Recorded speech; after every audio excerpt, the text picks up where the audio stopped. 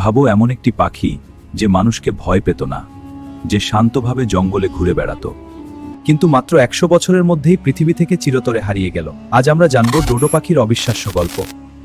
গবেষণায় জানা গেছে ডোডোর পূর্বপুরুষ ছিল এক ধরনের কবুতর জাতীয় পাখি। অর্থাৎ ডোডো আসলে বিশাল আকারের এক ধরনের বিবর্তিত কবুতর। প্রায় 20 মিলিয়ন বছর আগে কিছু কবুতর ঝড় বা দীর্ঘ উড়ানের মাধ্যমে মরিশাস দ্বীপে পৌঁছায়। দ্বীপে কোনো বড় শিকারী প্রাণী ছিল না, নিরাপদ পরিবেশ ছিল, প্রচুর ফলমূল ছিল, ফলে ধীরে ধীরে তাদের আর উড়ার প্রয়োজন পড়েনি।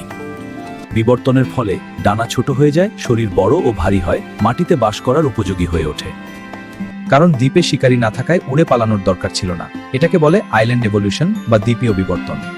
1598 সালে ডাচ নাবিকরা প্রথম ডোডোকে নথিভুক্ত করে। তারপর মাত্র 80 থেকে 100 বছরের মধ্যেই এটি বিলুপ্ত হয়ে যায়।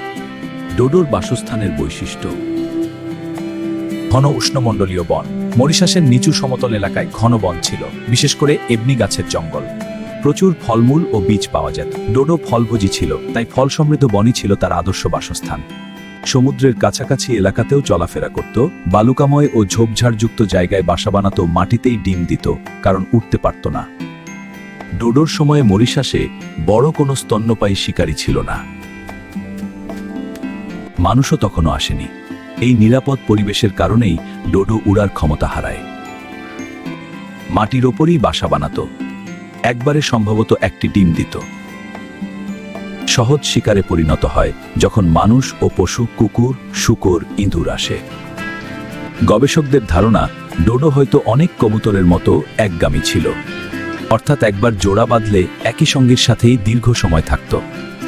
প্রজনন মৌসুম বর্ষাকালের আগে বা ফলের মৌসুমে প্রজনন হতো। খাবার বেশি থাকলে ছানা বাঁচার সম্ভাবনাও বেশি থাকত। যদিও সরাসরি প্রমাণ নেই, তবে ধারণা করা হয় ডানা ঝাপটানো, গলা ফুলিয়ে হাঁটা, বিশেষ ডাক বা শব্দ করা, সঙ্গীর চারপাশে ঘোরা, এসব আচরণ থাকতে পারে, যেমন আধুনিক কবুতরদের মধ্যে দেখা যায়। বিজ্ঞানীরা জীবাশ্ম বিশ্লেষণ এবং এর নিকট আত্মীয় নিকোবর পিজনের জীবনকাল দেখে অনুমান করেছেন ডোডো সম্ভবত 15 থেকে 20 বছর পর্যন্ত বেঁচে থাকতে পারত। কিছু বিশেষজ্ঞ মনে করেন নিরাপদ পরিবেশে এটি 20 বছরের কাছাকাছি বাঁচতে পারত। প্রাকৃতিক শিকারী না থাকায় সে মানুষকে ভয় পেত না, কিন্তু মানুষের আগমনই হয়ে দাঁড়ায় তার সর্বনাশের কারণ। অতিরিক্ত শিকার, বাইরের প্রাণী আনা এবং ধীর প্রজনন, সব মিলিয়ে মাত্র কয়েক দশকের মধ্যেই ডোডো পৃথিবী থেকে হারিয়ে যায়। এটি প্রকৃতির ভারসাম্য নষ্ট করার ভয়াবহ পরিণতির উদাহরণ। ডোডো আমাদের শেখায় প্রকৃতি ও প্রাণীদের রক্ষা করা আমাদের দায়িত্ব। পরিবেশের ভারসাম্য ভাঙলে তার ফল ভয়াবহ হতে পারে। বিলুপ্তি স্থায়ী, একবার হারালে আর ফিরে পাওয়া যায় না। ডোডো আর কখনো ফিরে আসবে না, কিন্তু তার গল্প আমাদের মনে করিয়ে দেয় প্রকৃতিকে অবহেলা করলে একদিন হয়তো আরো অনেক ডোডো হারিয়ে যাবে। প্রশ্ন হলো, আমরা কি ইতিহাস থেকে শিক্ষা নেব?